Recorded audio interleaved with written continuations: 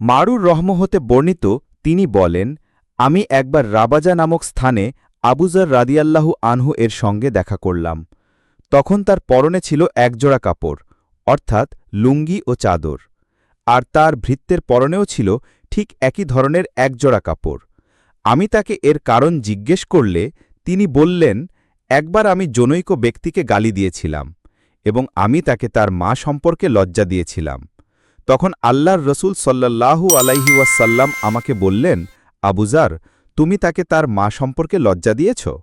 তুমি তো এমন ব্যক্তি, তোমার মধ্যে এখনও অন্ধকার যুগের স্বভাব বিদ্যমান।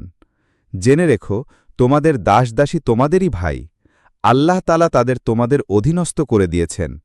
তাই যার ভাই তার অধীনে থাকবে, সে যেন নিজে যা খায় তাকে তাই খাওয়ায় এবং নিজে যা পরিধান করে তাকেও তাই পরায়। তাদের ওপর এমন কাজ চাপিয়ে দিও না যা তাদের জন্য অধিক কষ্টদায়ক। যদি এমন কষ্টকর কাজ করতে দাও, তাহলে তোমরাও তাদের সে কাজে সহযোগিতা করবে। সাহিহ বুখারী ৩০ নম্বর হাদিস। হাদিসের মান সহিহ।